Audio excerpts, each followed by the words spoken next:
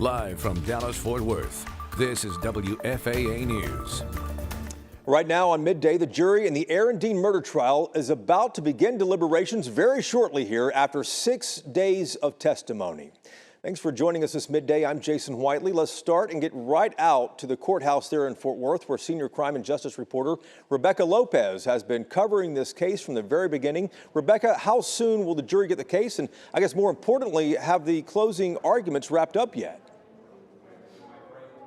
No, they are still wrapping up those closing arguments. The prosecutor gets to go last, and so he is right now giving his final closing arguments to the jury. Now, they are going to consider one of two charges, either murder or manslaughter. Did Aaron Dean intentionally or recklessly cause the death of Atatiana Jefferson, or was he justified in using force for self-defense? Now, prosecutors and defense attorneys are giving, again, their closing arguments right now. Prosecutors telling the jury that on the night Dean shot Jefferson, he went to that call wanting action, that he violated his training and his general orders and abused his power.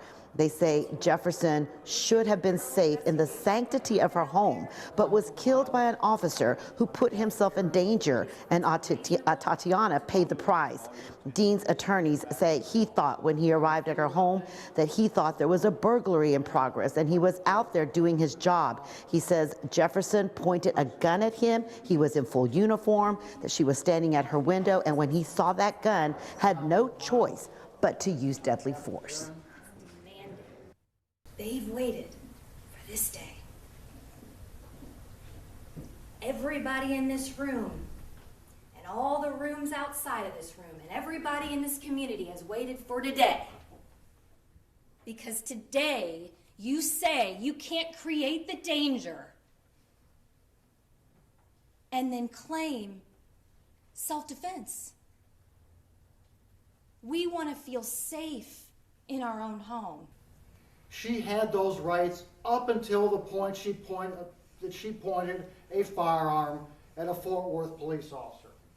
Because we never, under the law, ever have the right to point a firearm at a uniformed police officer. The rights stop there.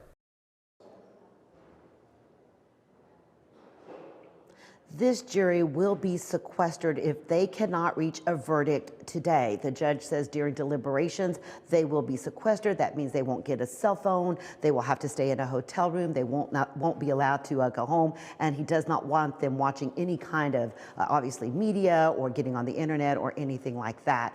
Also, there is tight security around this courthouse right now. They have brought in DPS troopers, more Fort Worth police. They are concerned that if there is a not guilty verdict, that there could be some unrest. Jason, back to you. Rebecca, thanks a lot. Very fluid situation there. You know, when jurors reach a verdict, we will bring it to you live here on WFAA. A quick reminder, we are also streaming gavel-to-gavel coverage of the trial, including expert analysis.